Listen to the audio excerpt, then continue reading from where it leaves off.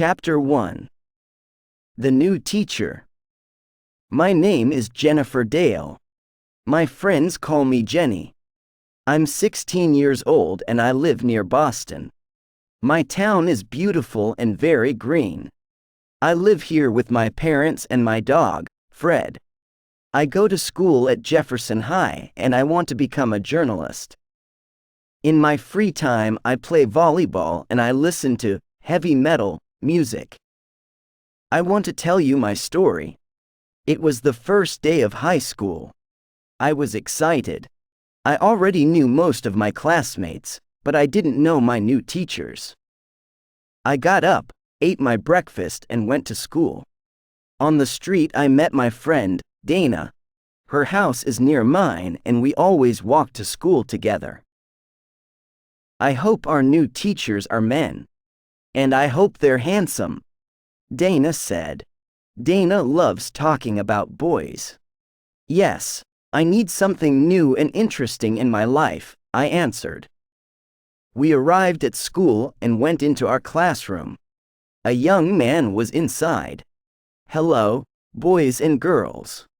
I'm your new science teacher. My name is Mr. Adams. I hope to work well with you this year. Dana and I looked at Mr. Adams. He was tall and thin. He had blonde hair and brown eyes. He seemed friendly. We're lucky. I think he's a very handsome teacher, Dana said to me. Yes, he is, I answered. I looked at him and he looked at me. Our eyes met. What's your name? He asked, smiling. Jennifer, I answered. I was a little nervous. He turned to Dana. And who are you? I'm Dana. Dana gave him a big, enthusiastic smile. At that moment, the noise of an airplane attracted our attention. Everyone in the class looked out of the window, but the sun was in front of us. It bothered our eyes. We turned away from the window. Except Mr. Adams. He was at the window and was looking directly at the sun. The sun didn't irritate his eyes. Gee, I thought, how can he look at it like that? The airplane then passed and the lesson continued. When the hour finished, another man walked in. This one had black hair and green eyes. His nose was small and pointed, and he had strangely high cheekbones. What a weird-looking teacher, I said to Dana. Wow, you're right, she exclaimed. The teacher didn't smile and spoke coldly to the class. I'm your English teacher. I want you to be on your best behavior this year. The lesson can begin. And remember, no talking. Everyone in class was evidently shocked, but no one said anything. Another student, Steve, raised his hand. What? Asked the new teacher in his cold voice. Excuse me, but what's your name? Mr. Stone, he answered. I then noticed that his voice wasn't just cold. It was metallic and monotonous. Dana looked at me with disappointment. She raised her eyebrows. What's his problem? She mouthed. The lesson proceeded. Mr. Stone read a poem from our English literature book. His voice was weird, very weird. It had no emotion. It was almost robotic. Someone touched me. It was Dana. Isn't he horrible? She whispered. I nodded. The other teachers we met that morning were Miss Smith, the arts teacher, and Mrs. Ching, who taught math. Both seemed nice. Miss Smith, in particular, was a very cheerful person. Chapter 2. Clues. I always eat lunch at school. That day I ate with Dana and Paul Miller, another friend from my class. Paul was a very intelligent boy. He was always the best in math. His parents were divorced and he lived with his father and his black cat, Apollo. He missed his mother. She lived with another man and didn't want to see Paul. His father was never at home, so Paul was very lonely. He didn't have many friends at school because he was too intellectual. He loved Apollo very much and spent a lot of time with him. What do you think about our new teachers? I asked my friends. I think Mr. Adams is very sexy, said Dana. Did you see how he looked at the airplane? The sun didn't bother him, exclaimed Paul. You're right, I said. But did you hear Mr. Stone? He speaks like a robot. His voice is cold and metallic. He's unfriendly too, added Dana. That's true, I said. Look, said Paul. Look what he's eating. We looked at Mr. Stone. He sat away from the other teachers and he didn't have a normal lunch. There was a glass in front of him. It was full of a dense, green liquid. There were some black pills in his hand. He put 2 of them in the glass. The green liquid started to bubble, and it changed color. It started to become red. Then he took the glass and drank the mysterious red formula. I looked at Paul and he looked at me. We were disgusted and frightened. Dana tried to be rational. Maybe it's a new diet. Maybe that's why he's so thin, she said. I didn't agree. There was something strange about Mr. Stone. That afternoon and the next day we met our other new teachers. We also had English again. Mr. Stone came in and sat down. Paul Miller. Tell me something about yourself. Paul was surprised. English teachers don't usually ask personal questions. Well, Paul, don't you have anything to say? Well, I enjoy astronomy. I have a cat. Mr. Stone asked everyone to say something about their life and hobbies. Maybe he wants to create a relationship with us, but he's such a cold person.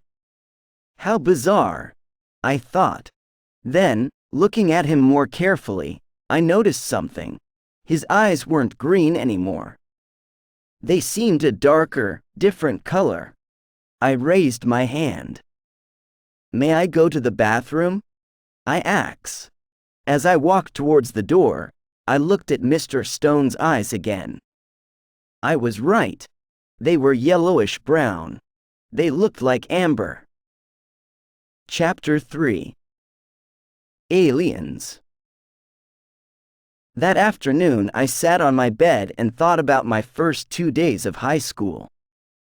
I wanted to know more about Mr. Stone. I decided to go and visit Paul. Paul was in front of his computer. He was very interested in astronomy, the occult, and life on other planets. Hi, Paul. What are you doing? I asked. I'm on the internet. I'm in contact with the International Space Fan Club. Listen to this. Something very important is happening. A comet is passing through the Virgo constellation. There are the right connections for intergalactic meetings. The Earth has been in the Virgo constellation since last week. But what are intergalactic meetings? I asked. They're voyages of aliens to our planet. These voyages can happen only in special moments, for example, when a constellation and a comet meet.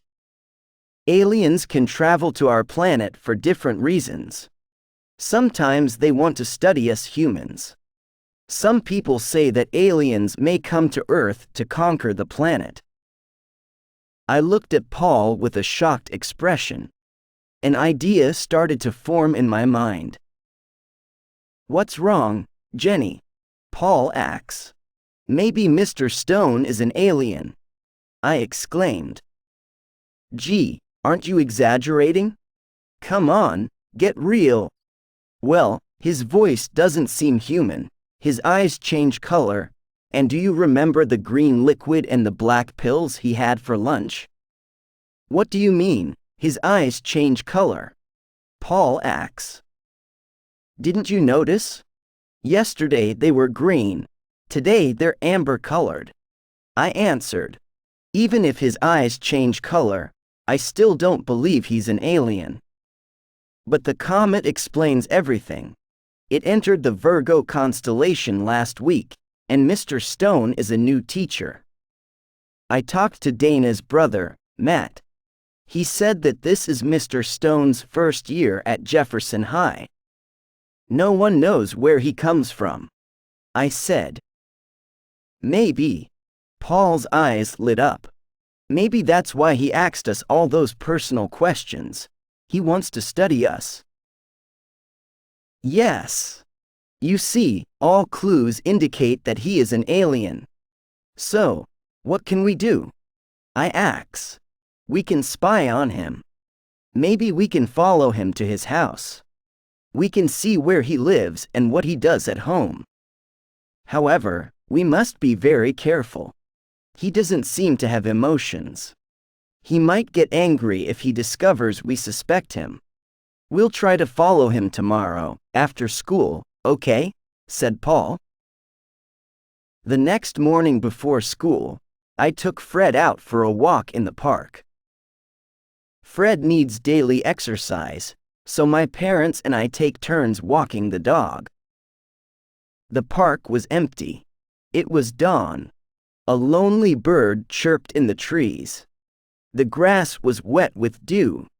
There was peace all around. Suddenly, I noticed something, or someone, moving behind the bushes. I got closer to see who, or what, it was. In the clearing, there was a man.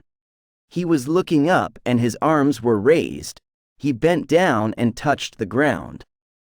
Then he stood straight again, face and hands again directed to the sky. After about a minute, he turned around. It was Mr. Stone. Was he communicating with the universe? With his planet? Was he really an alien? I quickly walked away. Fortunately, Fred didn't bark. I took my dog home and then met Dana. We walked to school. I wanted to tell her about Mr. Stone, but I didn't. It was too difficult. Besides, I couldn't tell her about the afternoon plan, because it was too dangerous for 3 people to follow the teacher. During the morning, I thought about Mr. Stone again and again. I was scared, but also excited. Chapter 4. Too much imagination? When the science class started, Mr. Adams walked in. Come on, boys and girls. Today we're going to the science laboratory, he announced. In our lab there are some white mice and some hamsters in cages. As Mr. Adams passed by their cages, they started to squeal loudly. They were very agitated. Mr. Adams laughed. What's wrong? He said, speaking to the animals. I won't eat you. Then he gave us some worms. You must cut them into little pieces. The pieces can live and move independently, he said. I looked at my worm. It was pale and slimy. I didn't want to cut it up. Jennifer, are you afraid of cutting up your worm? I looked up. Mr. Adams was at my desk. He smiled down at me. Give me your knife. I thanked him and gave it to him. His arm touched mine. It tickled. An electric shock ran through me and I jumped. What's wrong? Asked Mr. Adams. He seemed frightened. Nothing, I answered, trying to smile. He helped me cut up my worm, then walked away. No one else in class had noticed anything. I didn't know what to think. Were all my teachers weird, or was I just too imaginative? I wrote a note to Paul and told him what had happened. Paul, I whispered. Paul turned and looked at me. I passed the note. "Excuse me. What are you doing?" "Paul, what do you have in your hand?" asked Mr. Adams. His voice made me freeze. We were in very big trouble. Nothing," said Paul. "Please listen to the lesson. If I see you again, you must give me the note." "I'm sorry," answered Paul. "Phew." I was so happy that I wanted to laugh. Obviously, I didn't. When the bell rang, Mr. Adams called me to his desk. "Oh, no," I thought. He smiled. "I'm sorry I scared you. 2 years ago I had an accident. My left arm is artificial. It's an electric prosthesis and sometimes it can give electric shocks." He seemed a little embarrassed. I was surprised and sorry. He was so sweet. I thanked him and went to lunch. "Paul, forget what I wrote," I said, as I sat down at our usual lunch table. I told Paul and Dana about Mr. Adams' electric prosthesis. Then Dana mentioned Mr. Stone. Paul and I looked at each other, but we didn't say anything. Besides, after school, Dana had a dance club meeting in the gym, so Paul and I were free. We finished our chocolate milk and went out to recess. At the door we met Mr. Stone. His head was down. He seemed deep in thought. "Hi," Dana said to him. "Oh, hi," he said, surprised, lifting his head. His eyes were green again. "Wow, that Mr. Stone is really a mystery," Dana exclaimed. I still didn't want to tell Dana the whole story, so I changed the subject. Fortunately, the bell interrupted us. Before entering class at 1 o'clock, I took Paul aside. I quickly told him about what I had seen in the park. "Wow, I wonder what we'll see this afternoon," remarked Paul. Chapter 5. Mr. Stone. When the school day finished, Paul and I hid behind some bushes and watched the school gate. We saw many classes go home, and some teachers. But we didn't see Mr. Stone. The minutes passed.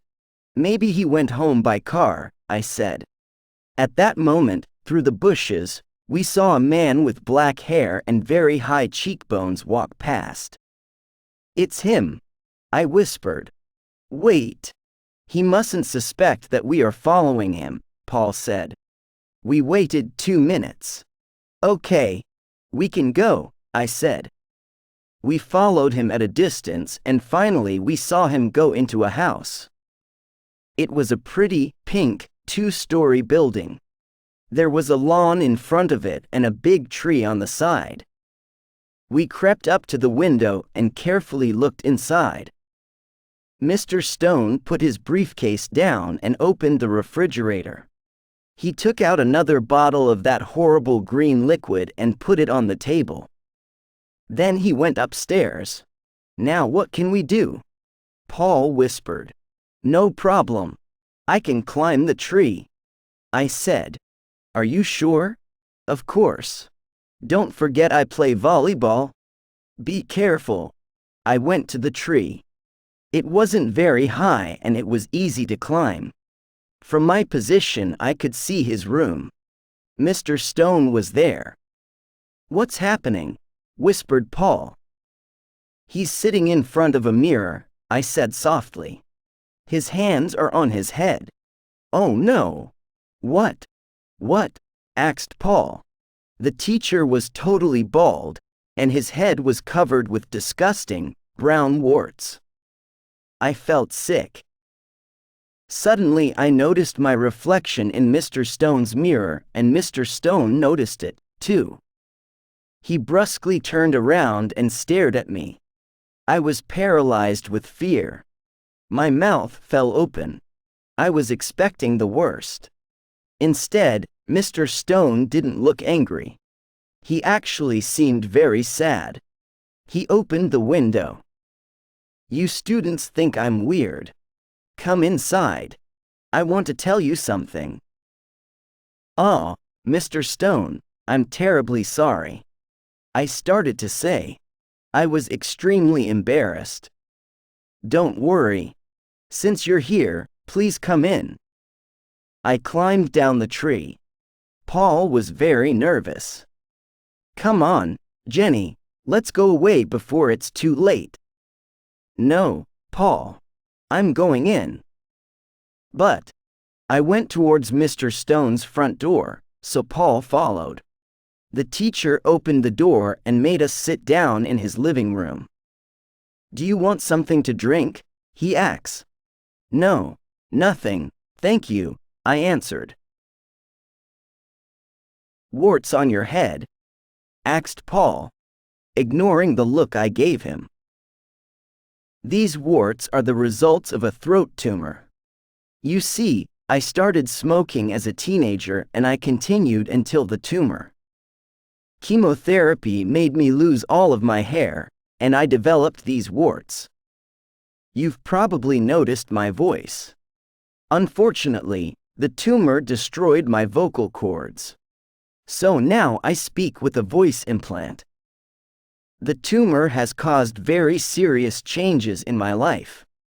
I started to suffer from depression and I still see a psychiatrist. I also moved, hoping to start a better life in a new environment. In fact, I'm from Wisconsin. You see, I'm not married, and the illness has made me very lonely. People don't like illnesses. They stay away from sick people. Sick people bother them. Mr. Stone, we really feel terrible about our behavior," I said. "Yes, we really apologize. We hope you can forgive us," added Paul. "Don't worry. In a sense, I'm glad this happened. I haven't talked like this to anyone for a long time. You see, I want to be friends with my students. That's why I asked your class so many questions. But it's very hard for me to smile or be cheerful. Try to understand if I'm strict or unpleasant." I smiled at Mr. Stone. I was very moved. "We understand," I said softly. "May I ask you a question?" said Paul. "Paul," I exclaimed. "It's okay. Ask me anything you want," answered Mr. Stone. "What's that stuff you eat at lunch?" "Oh, did that scare you? The green liquid and the black pills are part of my treatment. They include protein and other nutritional substances." "And why, excuse my curiosity, were your eyes amber-colored yesterday?" "Well, I tried some colored contact lenses. I wanted to do something different. I thought that a new look could make me feel better, but it didn't work." "Mr. Stone?" I began. "I saw you at the park this morning." "Gee, I probably appeared very strange to you, with all those movements," he said. "My doctor suggested early morning exercise in fresh, clean air. You really have watched me these last few days, I must say."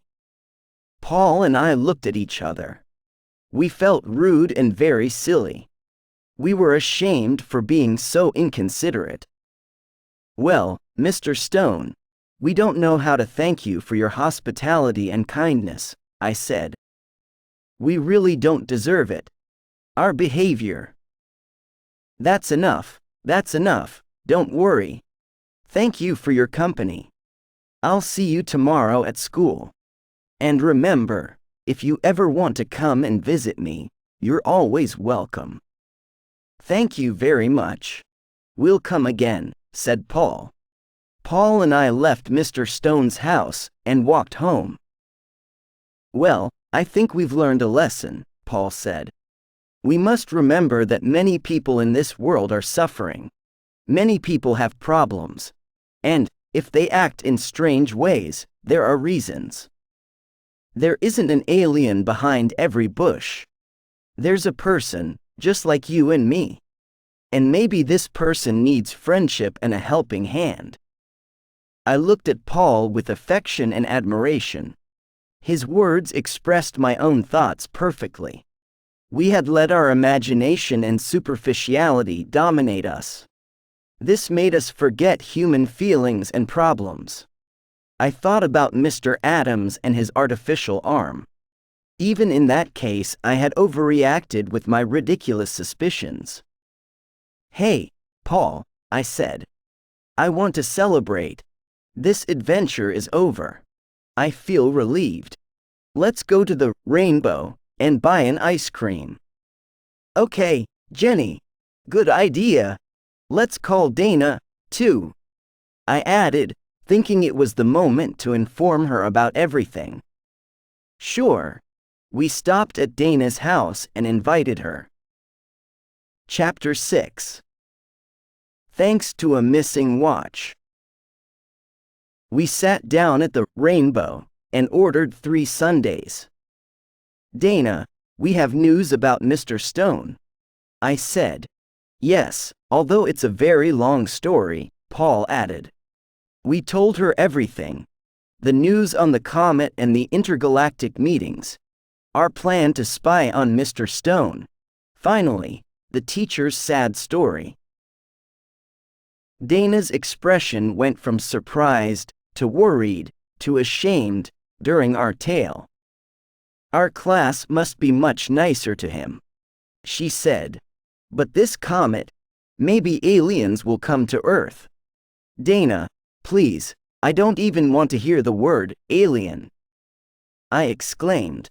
"Let's keep our eyes open for people in need, not for aliens." Paul added. Okay, sorry," said Dana. From the window of the ice cream parlor, I noticed that it was already dark. I looked at the time. My watch wasn't on my wrist. "Oh no! My watch!" I exclaimed. Then I remembered. I left it in the gym. I took it off at recess to play volleyball. I must go and get it. "But, Jenny, I'm sure that the janitor will find it and put it in a safe place," said Paul. "I don't trust him.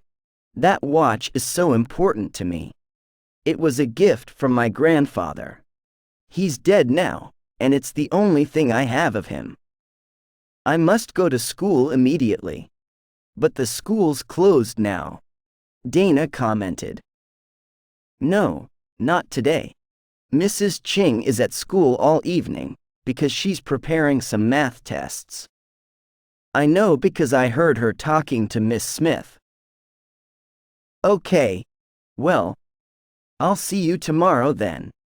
I have to go home and start my homework," Paul said. "Me too," Dana added. We left the Rainbow, and I went towards Jefferson High. The back door was open. I went in. Our gym is on the ground floor, but I didn't go there directly. Something stopped me. I felt a strange sensation. I didn't know what it was. Something wanted me to climb the stairs and go up to the classrooms. I felt afraid. The school was dark and silent. I shivered. Where am I going? Why am I climbing these stairs? I thought. My heart beat faster and faster. Something terrible was at the top of the stairs. I sensed it. But what? I desperately wanted to run away and return home. But I couldn't. The mysterious force inside me made me go on. On the third floor, I heard a noise. Someone was moaning. As I passed by the janitor's closet, the sound became louder. Someone needed help. I opened the closet. It was Mrs. Ching. The old teacher was on a chair with her hands and feet tied. She was gagged and her eyes were open in terror. Mrs. Ching, I whispered. I took the cloth from her mouth. Help, she said. Someone is doing something wrong, and he, or she, is here now. The person is in disguise. Okay, Mrs. Ching. Stay here. Whoever it is mustn't suspect anything. I put the cloth back in the teacher's mouth and left the closet. I looked around the second floor. I was terrified. Everything was silent. The long, dark hall was very frightening. Then I noticed something. A light was on in the computer room. I crept to the door. Someone inside was working on a computer. I could hear fingers clicking on the keys. Slowly, very slowly, I opened the door. Just a crack. It was Mr. Adams. He was typing a kind of code on the screen. Was it a password? Then he took a small plastic object from his pocket. It looked like a key. He inserted it in the diskette slot. The screen blacked out. It flickered. Then something appeared. It was the face of an alien. The alien had a green head and big, red eyes. It didn't have hair and it didn't have a nose. Its mouth and ears were very small. Then Mr. Adams put his hands on his head. He was pulling at his hair. It started to come apart. He was taking off his hair and his face. A green, bald head surfaced. I realized that he was identical to the alien on the screen. He put his face on the computer table. Then the false Mr. Adams started talking. Clyreg calls base. Clyreg here. Clyreg calls base. All tank PILLEX, Clyreg. How is your mission proceeding? Said the alien on the screen with a mechanical voice. For now, everything is okay. But I'm already tired of this mask, and I hate speaking this barbarian language. English is not a barbarian language. I thought angrily. I'm sorry, but your voice implant must stay inside you until the mission has finished. Then we can remove it. Tell me, does anyone suspect you? Said the alien. No, I don't think so. I had a small problem with an old math teacher, but I was in disguise, and I tied her up in a closet. So, everything's fine. Ha ha. You're wrong. I'm here now. I thought. I hope you're right. Our mission can't fail. The spaceship must come this Friday. We'll land in the old, abandoned airfield. We'll wait for you there. By 9:30 p.m. you must be ready. You must have the 2 students to take to Matrax. We can't be late. When the comet leaves the Virgo constellation, we won't be able to travel anymore. The intergalactic doors close on Friday, at midnight, said the alien on the screen. I know. Don't worry.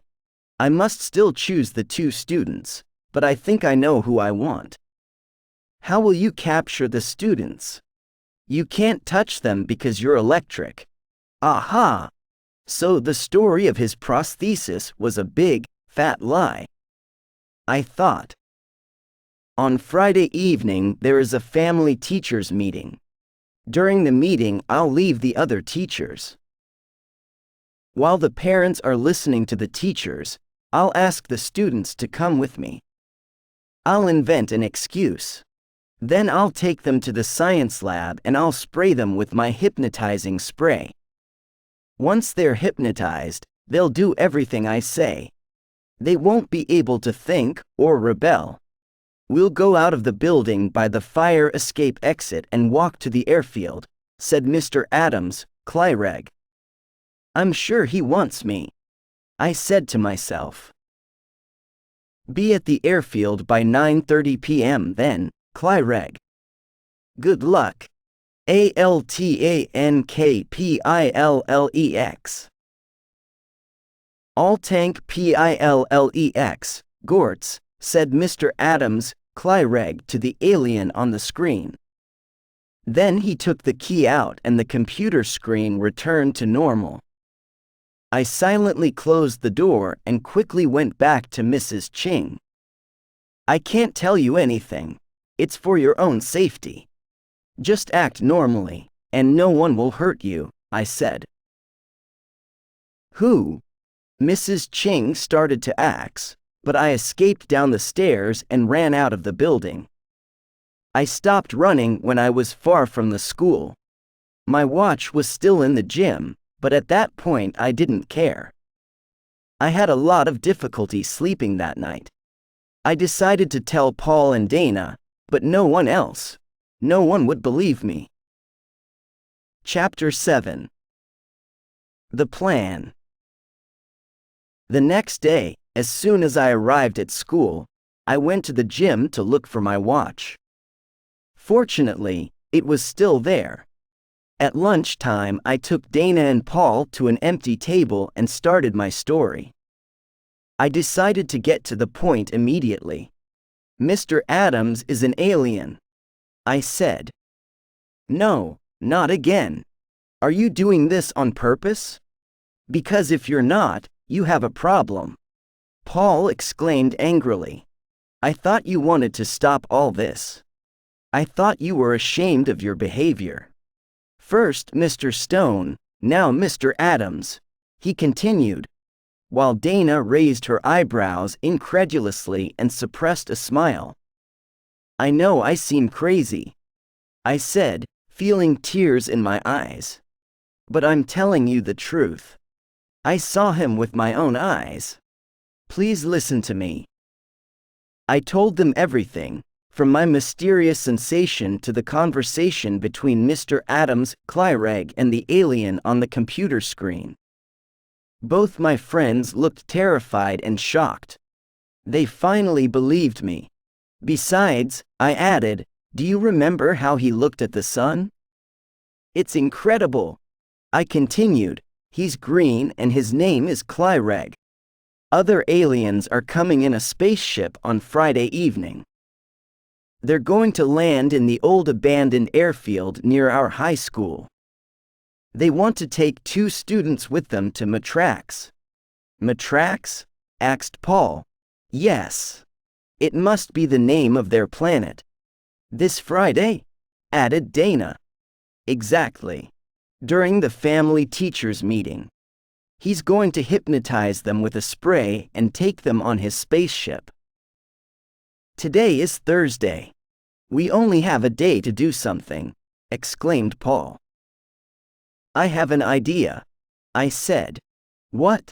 Asked my friends. We can try to find the hypnotizing spray and take it away from him. It can only be in 2 places, somewhere in his house, or somewhere in the science lab. Good idea. This afternoon after he goes home, we can look for the spray in the lab. If the spray isn't there, tomorrow morning we won't go to school. We'll get into his house in some way and take the spray, added Paul. But we don't even know where he lives, objected Dana. Well, we'll find out, I said. So we want to steal his hypnotizing spray. Maybe Matt can help us. He has a key that opens all doors, Dana said. Dana's brother Matt is a policeman. Are you sure he'll give it to you? I don't think he'll believe this story, I said. Of course not. How can he believe something like this? I obviously have to steal the key. I hope he doesn't notice. Stealing a passepartout from the police is a big crime, Paul commented. Yes, but it's the only way to enter where we want. Don't worry. I'll be careful. Gee, Mr. Adams is so friendly and handsome. It's difficult to believe that he's a horrible, green alien. Well, this afternoon I'll get the key. Remember, don't say anything to anyone, I said. This is our secret. Okay. Don't worry. I hope everything will be okay, Paul said. We went to our afternoon classes. I couldn't wait for the day to finish. I was nervous and excited. Chapter 8. Paul's decision. I constantly thought of the day before. I remembered when he took off his face. Behind that blonde hair there was a bald, green head. Behind those brown eyes, 2 red ones. And behind the nose, nothing. I shivered. After school, I went with Dana to her house. Paul, instead, stayed at school to make sure that Clyreg went home.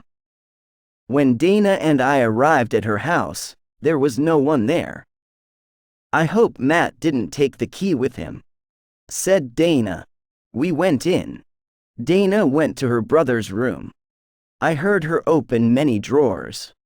I crossed my fingers. Here it is. Dana exclaimed. Oh, great.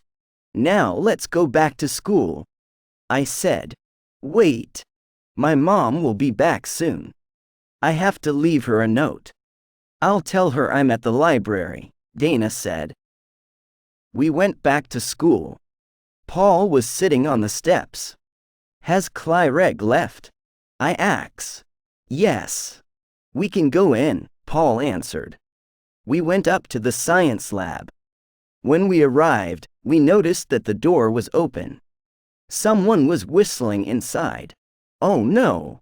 It's the janitor, Paul whispered. Let's hide in the bathroom, Dana suggested. It's already been cleaned, so he won't come in. We quickly entered the girls' bathroom and hid. After some time, the janitor walked away. We heard him go down the stairs. Okay, now, Paul said. We entered the lab and looked around. We opened the chemical cabinet with Matt's passe-partout and examined every container. There weren't any sprays or strange bottles. So we tried the refrigerator. What's this? I said. Inside the refrigerator there was a spray without a label. It was very difficult to open and it had a bizarre phosphorescence. Wow! It's probably Clyreg's hypnotizing spray. But how can we be sure? Paul asks. We have to be sure that it's the right one. An error could be fatal. I have an idea. I can try the spray on my dog, Fred. Fred hates taking baths and especially eating leftovers. I'll spray him. If he doesn't protest, we have the right spray. I said. Excellent. Please phone me after and tell me the results. Paul said. I want to know, too. Dana added. We carefully went out of the lab and left the building. When I arrived home, I prepared a big bath for Fred. Fred! Freddie! I called. The dog was in the garden. When he saw me with the big basin full of water, he barked and howled. He ran inside his doghouse. Silly dog, I thought. I took the spray, went to the doghouse and sprayed Fred. Then I called him again and I pointed towards the water in the basin. What a surprise! Fred calmly came out of the doghouse and jumped into the water. After Fred's bath, I went to the refrigerator and took out some leftovers. I put them in his dish and gave it to him. Food time, Fred, I said. Fred saw the leftovers and didn't protest. He started eating. It was incredible. I immediately phoned Dana and gave her the good news. Then I phoned Paul. Hi, Paul. It's me. We have the right spray. Fred has been completely hypnotized. Great. Listen, can you come to my house now? I need to talk to you. There was something strange in his voice. Paul, are you okay? I asked. Yes, I'm fine. I'll tell you everything when you arrive, okay? Please come. It's important. I took the bus and arrived at Paul's house. He was alone, as always. He was in his room with his cat, Apollo, in his arms. I want to go to Matrax with Clyreg, Paul said. What? Yes, I want to go to Matrax with Clyreg. Paul repeated. Are you kidding? You're crazy. No, I'm not crazy. Look at my life. My mother doesn't love me. She went away and never wants to see me. How do you think I feel? My father is always working. He doesn't care if I'm here or in Timbuktu. He only cares about his young, blonde secretaries. At school, everyone thinks I'm strange. You're my only true friend in class. Jenny, I'm not happy here. Try to understand. This world isn't for me. I don't like my life. I want to test my destiny and see what happens to me. Honestly, I really don't think that Clyreg wants to hurt us students. How do you know? I asked angrily, shocked at what he was saying. He doesn't give me that impression. I'm sure the aliens just want to study us. I feel I can trust them. Also, you know I love space. I've always been interested in astronomy and alien life. This is a fantastic opportunity to see life on another planet, in another galaxy. This is my dream. This opportunity will never exist again. If aliens come to Earth at the next intergalactic meeting, they certainly won't come to our town again. Listening to Paul, I started to understand his point of view. But it was terrible to think that Paul didn't have anyone. No one really cared about him. I was very sad. Running away to another planet isn't the right solution to your problems, I said. But I've tried to talk to my father about my problems. I've tried many times. Nothing has changed. Listen, I want to go to Matrax. I feel it's the right thing for me. Something inside is pushing me to go. Maybe going to Matrax was the best thing for Paul, although I still couldn't believe it. If you're convinced. But I'll miss you, a lot. I'll never see you again, I said. Nothing is forever. You will see me again, I promise. Don't make promises you can't keep, I said, with tears in my eyes. Believe me, Jenny. Sooner or later, when the next intergalactic door opens, I'll return. And I'll have many new things to tell you.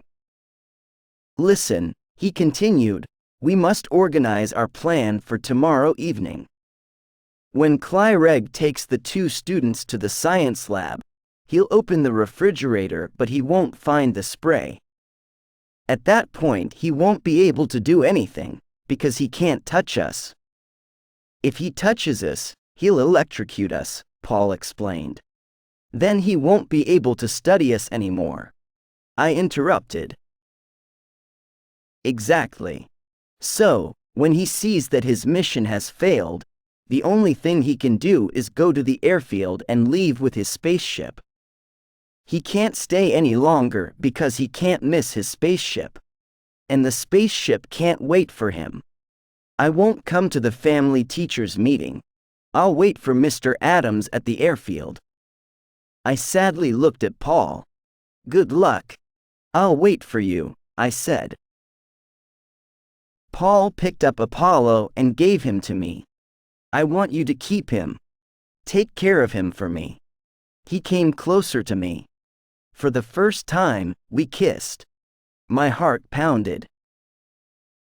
Oh, Paul, thanks for Apollo. Thank you very much.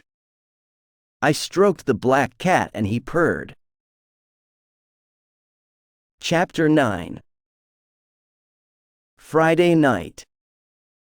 I went back home and passed by Dana's house to give her the passe-partout. That night I didn't sleep. I thought about the next day, about Paul's decision, about Clyreg. Apollo mewed in the darkness. On Friday morning I got up early. I felt very tense. The day proceeded slowly. During the morning the principal came to remind us of the meeting. Don't forget that this evening there's the family teachers meeting. I hope to see all of you with your parents.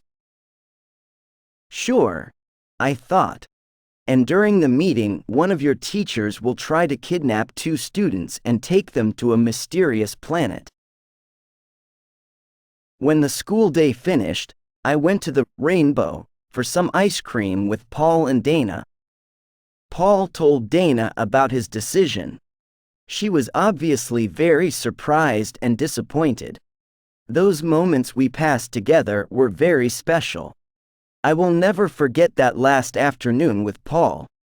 Our friendship seemed stronger than before. We felt more united because of our separation. Finally, after dinner, my parents and I walked to school. We sat down in the auditorium and the meeting started. At one point, I saw Mr. Adams get up and go towards Dana's family. I saw him whisper something to Dana's parents and then to Dana. She got up from her chair and followed him. Together, they walked towards Stephen's family. Steve is another one of my classmates. I'm sure Clyreg chose him because Paul was absent.